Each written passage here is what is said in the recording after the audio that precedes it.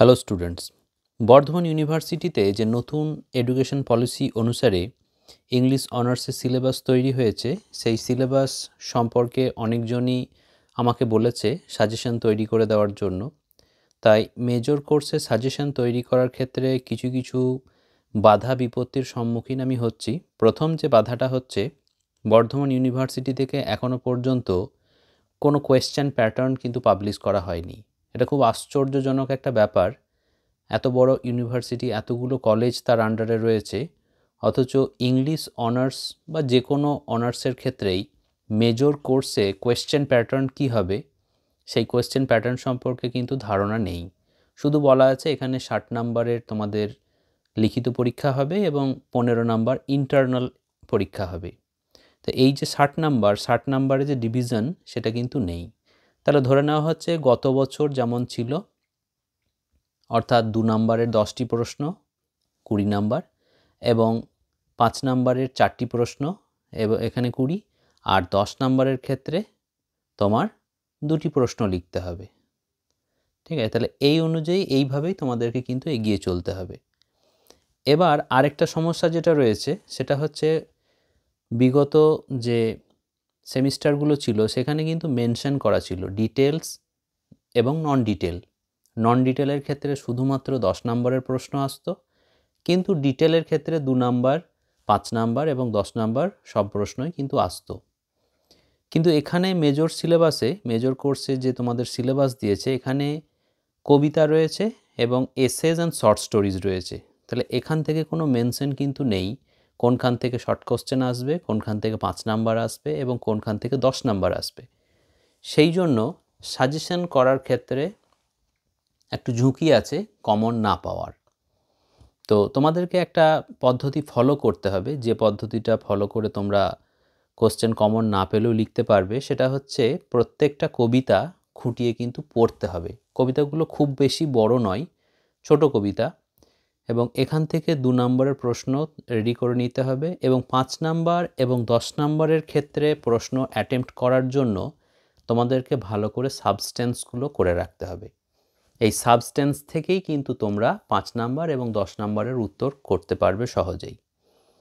ঠিক আছে, এখানে যে কবিতা রয়েছে সনেট নাম্বার 1, শেক্সপিয়ারের সনেট নাম্বার 29, জন ডানের go and catch a falling star, এবং জন মিল্টনের রয়েছে অন হিজ ব্লাইন্ডনেস, উইলিয়াম ওয়ার্ডসওয়ার্থের রয়েছে দ্য সলিটারি রিভার, জন কিটসের রয়েছে ব্রাইট স্টার, লর্ড বাইরনের she walks in beauty, Elizabeth Barrett ব্রাউনিংয়ের how do I love thee, W B. ইটসের the wild swans at Coole, Wilfred আওয়েনের অ্যানথেম ফর ডুমড ইউথ। এইখানের মধ্যে সবথেকে ইম্পর্টেন্ট আমার যেগুলো মনে হচ্ছে সেটা হচ্ছে উইলিয়াম শেক্সপিয়ারের সনেট 29 অবশ্যই করবে, জন মিল্টনের অন হিজ ব্লাইন্ডনেস এটাও অবশ্যই করবে, উইলিয়াম ওয়ার্ডসওয়ার্থের সলিটারি রিভার অবশ্যই করবে, ডাব্লিউ.বি. ইটসের দ্য ওয়াইল্ড সোয়ানস এট কুল এটাও ভালো করে করবে, উইলফ্রেড আওয়েনের অ্যানথেম ফর ডুমড ইউথ এটাও ভালো করে করবে। মিনিমাম 5-6টা তোমার সাবস্টেন্স খুব ভালো করে রাখতে হবে, তাহলে সেখান থেকে 5 নাম্বার এবং 10 নাম্বার কোশ্চেন তোমরা অ্যাটেম্প করতে পারবে। এবার এসেজ এবং শর্ট স্টোরির ক্ষেত্রে কি করবে? এখানে যে অফ স্টাডিজ আছে ভীষণ ভীষণ ইম্পর্টেন্ট, এটাকে খুব ভালো করে খুঁটিয়ে পড়তে হবে। অফ স্টাডিজ সম্পর্কে আমার একটা ভিডিও আছে, চাইলে তোমরা সেটাও দেখতে পারো। তারপরে মিসচিভস অফ পার্টি স্পিরিট, এটাও খুব ইম্পর্টেন্ট, এটাও ভালো করে করতে হবে। তারপর আছে ওল্ড চায়না, এটা করলে ভালো। তারপরে রয়েছে সমারসেট মমের রয়েছে দ্য লোটাস ইটার, ভীষণ ইম্পর্টেন্ট একটা এসে বা শর্ট স্টোরি, এটা খুব ভালো করে করতে হবে।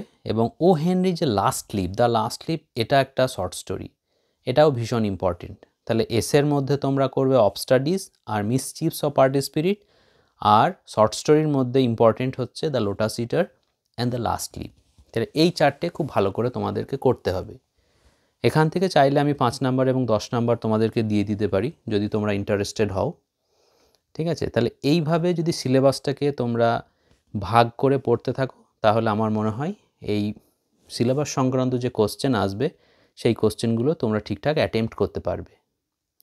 আর আগত দিনে আমি একটা সাজেশন তৈরি করছি, তোমরা পড়তে থাকো এবং সাজেশনটাও সঙ্গে সঙ্গে ফলো করবে। আশা করি সেখানে তোমাদের অনেক উপকার হবে। 2 নাম্বার, 5 নাম্বার এবং 10 নাম্বার সমস্ত ধরনের নোটও আমি তৈরি করব এবং সেগুলো তোমাদের ভিডিও আকারে দেওয়া হবে। সেগুলো তোমরা দেখবে, আশা করি সেগুলো থেকে তোমাদের উপকার হবে। এছাড়াও কোনো টপিক রিলেটেড যদি তোমাদের কোনো প্রশ্ন থেকে থাকে তোমরা অবশ্যই কমেন্ট সেকশনে জানাবে। আমি প্রয়োজনে সেগুলো ডেসক্রিপশনে উত্তর দিতে পারি বা সেগুলো ভিডিও আকারে তোমাদের সামনে রিপ্রেজেন্ট করতে পারি। ঠিক আছে, তাহলে এই চ্যানেলটিকে তোমরা সাবস্ক্রাইব করে রাখো আর সাথে সাথে বেল আইকন টিপে রাখো যাতে পরবর্তী ভিডিও তোমরা তৎক্ষণাৎ পেয়ে যাও। মেজর কোর্সের কিছু ভিডিও আমি এই চ্যানেলে আপলোড করেছি, যদি তোমাদের প্রয়োজন হয় তাহলে সেই ভিডিওগুলো তোমরা অবশ্যই দেখতে পারো। Thank you very much for watching this video. Have a great day.